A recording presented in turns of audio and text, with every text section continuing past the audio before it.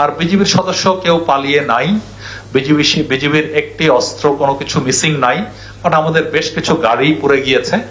আরেকটা বিষয় আপনাদেরকে বলতে চাই, এটা অনেকের হয়তো একটু ভ্রান্ত ধারণা, পুরো বিজিবির জনবল প্রায় 57,000 প্লাস। আমাদের বিজিবির শুধুমাত্র 6 কিন্তু গ্রাউন্ডে এই ছাত্র জনতার বা আন্দোলনের জন্য মোতায়েন হয়েছিল।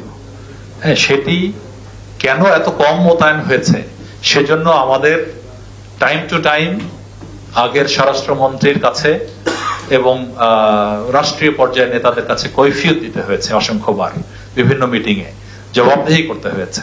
এবং পুলিশ যে ভূমিকা পালন করছে, সেই ভূমিকা বিজিবি অনেক ক্ষেত্রে ইচ্ছে করেই পালন করছে না, সেই বিষয়ে আমার দোষারোপ আমাকে করা হয়েছে বা বিজিবিকে।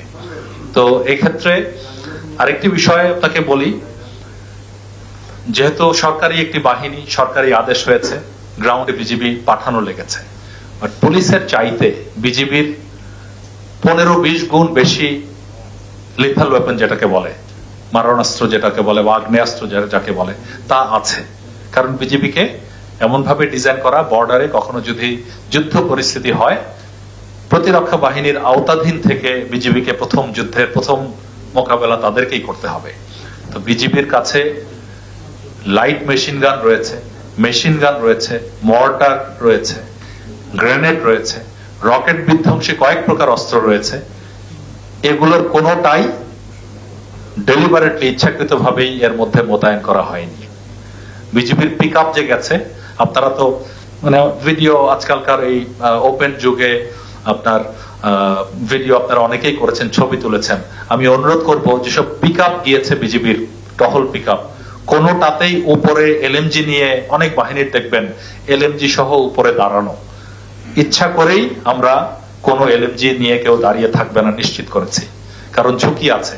এলএমজি সব এগুলো লোড করা থাকে, হঠাৎ করে ট্রিগারে হাত লাগলে কারো হতাহত হবে। তো এই ক্ষেত্রে বিজিবির সর্বোচ্চ চেষ্টা ছিল, সর্বাধিক চেষ্টা ছিল যাতে একটি প্রাণও বিজিবির হাতে মানে মৃত্যু না ঘটে। আমরা 4 নম্বর গেট দিয়ে বের করেছি, আর নিউ মার্কেটের গেটের এদিকে অনেক আন্দোলনকারীদেরকে নাস্তা দিয়েছি, পানি দিয়েছি। আমার বিজিবির 2 সদস্য, বিজিবি সদস্যের ছেলেরা আহত হয়ে বাইরের প্রাইভেট হসপিটালে ভর্তি হয়েছে ভয় পেয়ে, তাদেরকে আমি আমার হাসপাতালে নিয়ে আসছি। রৌফ কলেজের একজন টিচারকে, তাকে কোন একটি দলের এবং এই আন্দোলনের সাথে যুক্ত ভেবে তাকে অ্যারেস্ট করে নিয়ে যাওয়া হয়েছিল, তাকে আমরা জামিনে মুক্ত করে নিয়ে আসছি।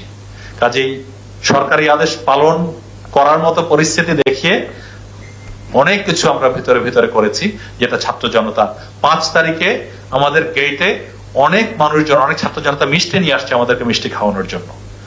বিজিবি যদি আমাদের এপিসি গুলো, একটা এপিসির উপরে তো মেশিন গান বা এলএমজি ফিট করা থাকে, বিজিবির একটা এপিসির উপরেও আপনারা দেখেন, আমি বলার পরে আপনারা ভিডিও ছবি দেখবেন, এই অনুরোধ থাকলো। তারপর ঢাকা মেডিকেল কলেজে আমি মাননীয় স্বাস্থ্য উপদেষ্টার সাথে যোগাযোগ করে যখন দেখলাম ঢাকা মেডিকেল কলেজের অনেক আহত, বেডের চাইতে আহতের সংখ্যা বেড়ে যাচ্ছে, আমরা আমাদের হাসপাতালে নিয়ে আসছি, যেটা পরবর্তীতে স্বরাষ্ট্র উপদেষ্টা, এখনো 8 জন আছে ভর্তি আছে, তাদের অপারেশন সার্জারি থেকে শুরু করে যা প্রয়োজন তা আমরা প্রোভাইড করছি। জুলাই মাসের শেষ দিকে যখন গণ গ্রেফতার শুরু হলো, বিজিবিকে বলা হচ্ছিল গ্রেফতার করতে, বিজিবির 1 সদস্য একটা দিনের জন্য কাউকে গ্রেফতার করেনি।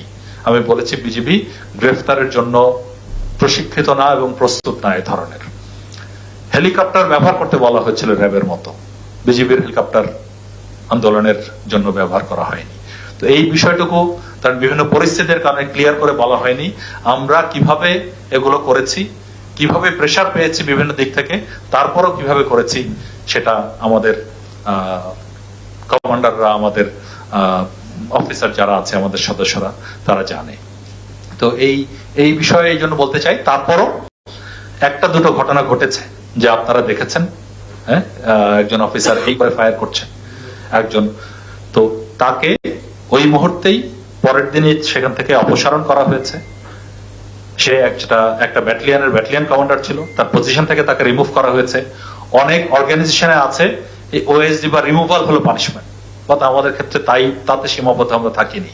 তার বিরুদ্ধে ডিপার্টমেন্টাল ইনকোয়ারি করে তাকে সর্বোচ্চ শাস্তিমূলক ব্যবস্থার জন্য রেকমেন্ড করে, তিনি একজন লেফটেন্যান্ট কর্নেল, এটা তাকে সেনাবাহিনীতে প্রত্যাবর্তন করা হয়েছে যেন সেনাবাহিনীর আন্ডারে সেটি কার্যকর হয়।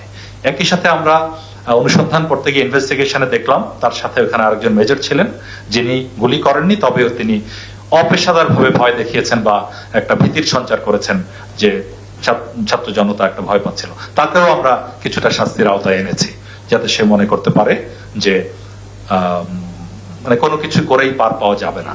এক্ষেত্রে আপনাদের কাছে একটি অনুরোধ আমার, অনেক ক্ষেত্রে যেখানে বিজিবি ডেপ্লয় হয়নি সেখানে কিছু কিছু ব্যক্তিবর্গ, এখন একজন বৃদ্ধ লোক বলছে তার ছেলে রিক্সা চালাতো মারা গেছে, হয়তো সে বলছে যে বিজিবির গুলিতে মারা গেছে, ওইখানে বিজিবি যায়নি। আমরা খোঁজ নিয়ে তাকে অনুদান দিয়ে তাকে জিজ্ঞেস করলাম আপনারা কি দেখেছেন, কে বলেছে?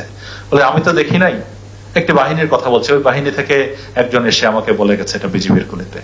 তো কেউ কি চাচ্ছে কিনা অনেক মানে এর সাথে কাউকে জড়াতে সেটা আমি জানি না, তবে এখন পর্যন্ত আপনাদের কাছে বা সবার কাছে, ইভেন যে আমাদের যে কমিশন হচ্ছে বিভিন্ন তাদের কাছে আমরা জানিয়েছি, যদি কখনো প্রমাণিত হয় এখনো যে বিজিবির হাতে কোনো কিছু ঘটেছে, কেউ মারা গেছে, তার সুবিচার নিশ্চিত ভাবেই করা হবে, অতটুকু কথা আমি দিতে পারি।